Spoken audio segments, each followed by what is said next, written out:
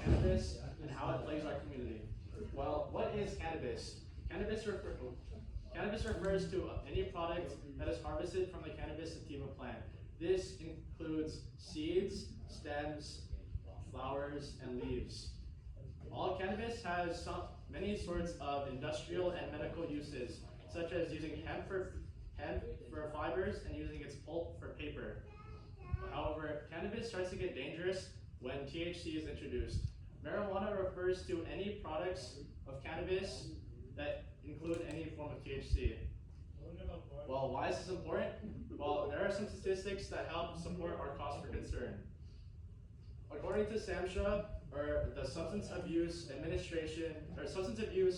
Mental Health Administration, 52.5 million Americans over the age of 12 have used some sort of marijuana.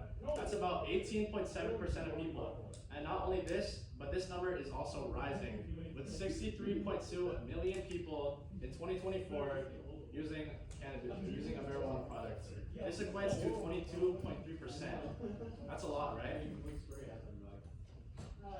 Furthermore, according to the National Institute of Drug Abuse, 30% of marijuana users develop some sort of substance use disorder to marijuana, which is a disorder where the person becomes addicted to using that substance even though a substantial amount of harm is being induced. It's a lot like problem gambling.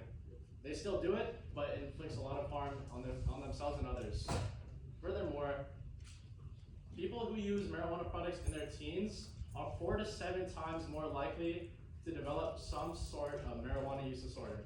This all ties back to the chemical THC and dopamine.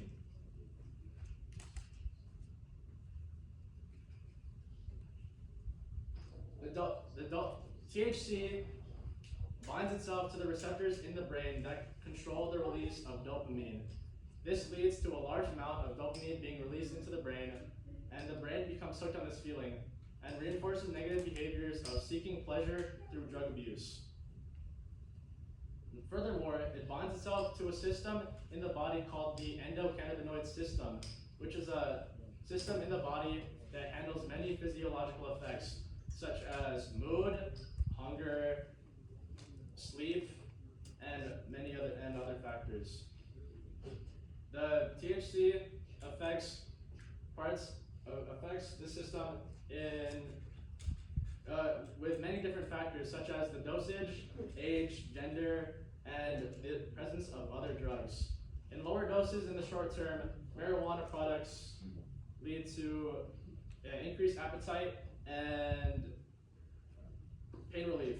However, in larger doses, the THC overwhelms the mind, leading to dangerous effects such as psychosis, with many people relating their use of marijuana to hallucinations. Not only this, the THC in marijuana also affects speech, reaction time, and the ability to form new thoughts and memories. So, while many people use cannabis as a way of feeling relief or a sort of source to get away from the problems that they're facing today, they don't realize long-term effects that they are risking while using cannabis and using it, abusing it. One of the big risks that they are taking is, over time, the using cannabis kind of builds up and it causes you to have chronic bronchitis, which means that this is a lifelong thing that you're risking. It causes inflammation in your airways, which makes it harder to breathe, which causes coughing. And if you have had a really bad cough and you had a cold, I know that you were up at night, probably like you couldn't go to sleep. It was very hard to kind of control it, especially if you're in the classroom and if you've ever tried to stop yourself, it's really hard to kind of control that. And there's no cure to chronic bronchitis, and the only way that you could kind of stop it is to stop using cannabis all in all. Another big risk that that you're taking is risking getting pneumonia, which is an infection in your airways that causes your air sacs to fill up with pus, and that sounds really scary, and it's very daunting, and not many people know about this. And it's very important to remember that cannabis can cause this, and it's a very, very scary thing that you're facing.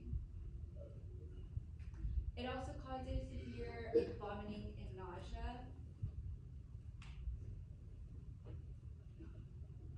as well as psychological disorders such as depression or social anxiety. Just as Mario said, it causes you and messes with your mind. So you can't think straight, you don't have control over your emotions as much, and these are the long-term effects that we're risking when we use or abuse these substances. And it's not only affecting our adults, it's starting to target our youth today.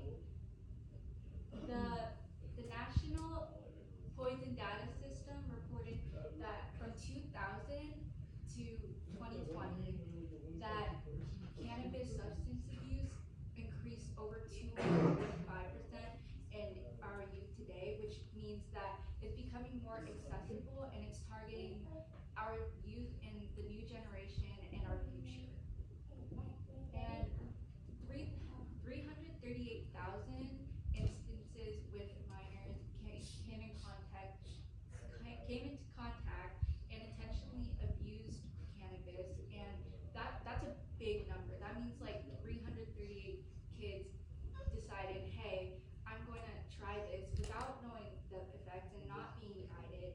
And I know that there's a lot of parents in the room, so being able to guide like not only our own children but other children, and helping them know what they're risking and the problems that they can face in the future is really big. You guys do play a big part in people's lives, and you guys are help guiding us, and I know that my parents have too, just how they have guided me to be here today to talk to you about guiding your own children.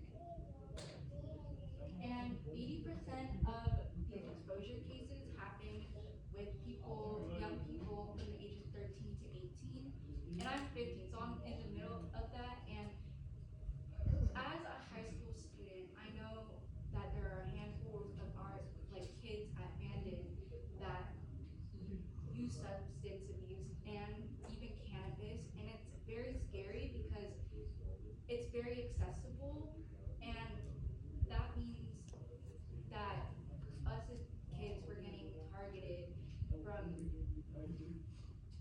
or it's getting